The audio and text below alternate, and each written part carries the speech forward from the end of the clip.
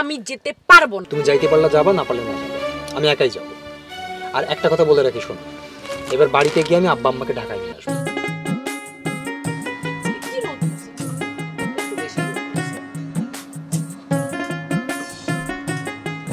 আচ্ছা মা, 3বার করে ফোন কাইটে দেওয়ার পরে তুমি ফোন দিতেছো কেন? বলো কি হয়েছে? না না, এই মুহূর্তে আমি বাড়িতে আইতে পারবো না, আমার জরুরি কাজ আছে ঢাকা।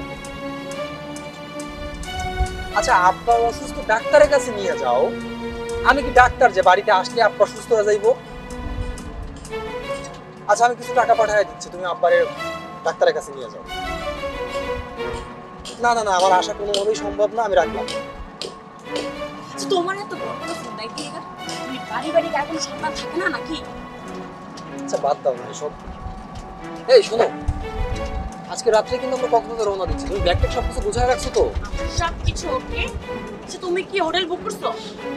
বুক করছি মানে 10,000 টাকা অ্যাডভান্স দিয়ে আমি হোটেল বুক করছি, এবং কক্সবাজারের মধ্যে অনেক ভালো একটা হোটেল। তাই নাকি? হ্যাঁ। হ্যালো রিতু বল। হ্যাঁ আমি তো ভুলেই গেছি, কাল তো তোর জন্মদিন। আচ্ছা ঠিক আছে, আচ্ছা নে তোর ভাইয়ের সাথে কথা বল। নাও। কে ঋতু? হ্যাঁ। এই ঋতু, উই আর রিয়েলি সরি, আসলে আমরা একদম বেমালুম ভুলে গেছি যে কালকে তোমার জন্মদিন। আরে বললাম না সরি, এটা নিয়ে রাগ করার কিছু নাই, আমার কথা শোনো। হ্যাঁ হ্যাঁ অবশ্যই, আমার 5টা না 10টা না, একটা মাত্র শালী, আমরা কি তার জন্মদিনে না থাইকে পারি কও?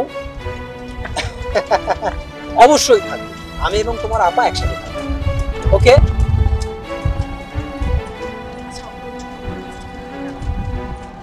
হ্যাঁ গিফট কেনা লাগবে। আর শোনো, ওই কক্সবাজারের প্রোগ্রামটা আমাদের ক্যান্সেল করবে।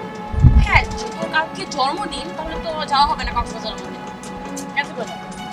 আর যদিও আমার 10,000 টাকা লস হবে, তারপরেও কিচ্ছু করার নাই, আমি ক্যান্সেল করে দিচ্ছি, কারণ সব কিছু থেকে আমার শালীর জন্মদিন অনেক বেশি ইম্পর্টেন্ট। মাই শালীর জন্মদিন ইজ রিয়াল। আচ্ছা শোনো, জন্মদিনে গেলে তো তার জন্য একটা গিফট দরকার। হ্যাঁ ওই তো। তাইলে সামনের যে কোনো একটা শপিং মল থেকে ভালো একটা গিফট তুমি কিনে নাও। আর ইয়ে চাচা, ওই সামনের যে কোনো একটা শপিং মলে একটু দাঁড়ায় না? ওকে। আচ্ছা দাঁড়ান দাঁড়ান দাঁড়ান চাচা, এখানে দাঁড়ান।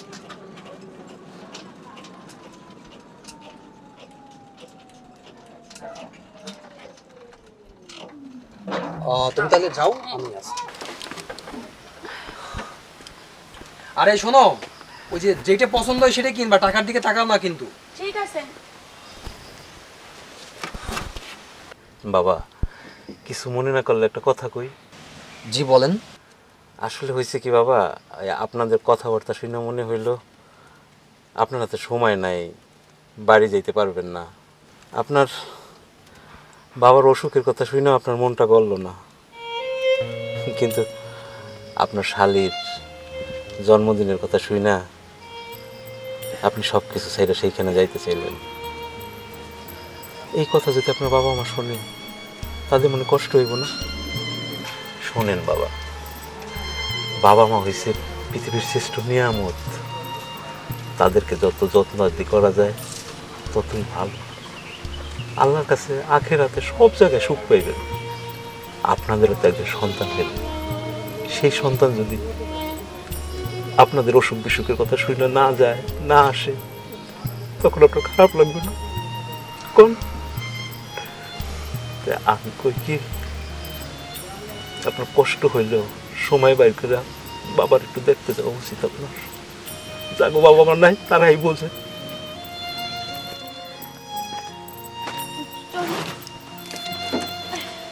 আসছো? হ্যাঁ চলো। আচ্ছা শোনো, আমরা এখন সরাসরি তোমাদের বাড়িতে যাব। দেখো আমি যেতে পারবো না। তুমি যাইতে পারলে যাবা, না পারলে না যাবা, আমি একাই যাব। আর একটা কথা বলে রাখি, শোনো, এবার বাড়িতে গিয়ে আমি আব্বা আম্মাকে ঢাকায় নিয়ে আসবো। এখন থেকে আব্বা আম্মা আমাদের সাথেই ঢাকায় থাকবে। যদি তোমার ভালো না লাগে তাইলে তুমি তোমার বাপের বাড়ি গিয়ে থাকবে, আমি খরচ পাঠিয়ে দেবো। আমাজান কিছু মনে করিস না, আপনি আমার মাইয়ার বয়সী, আমি একটা কথা কই। আসলে হয়েছে কি, আপনার শ্বশুর তো অসুস্থ, আপনাদের যাওয়া উচিত। গেলে ভালো লাগবে, আপনাদেরও গ্রাম গেলে একটু ভালো লাগবে। আপনারা একটা আবহাওয়াটা চেঞ্জ করলেন। আর সবচেয়ে বড় কথা হচ্ছে আপনাদেরও তো বাচ্চা কাচ্চা হইব। সেই বাচ্চা কাচ্চা যদি আপনাদের কথা না শোনে, আপনাদের অসুখ বিসুখের কথা শুনে না যায়, তখন আপনাদের খারাপ লাগবে না? তাই আমি বলি কি, আপনারা দুইজনে মিলে যান, তারাও খুশি হবে, আপনাদেরও ভালো লাগবে। ঠিক আছে, চলো আমরা এখন বাড়িতে গিয়ে ওর গিফটটা দিয়ে একসাথে তুমি আমি একসাথে বাসে করে গ্রামের বাড়িতে যাবো। ঠিক আছে, চলেন চাচা।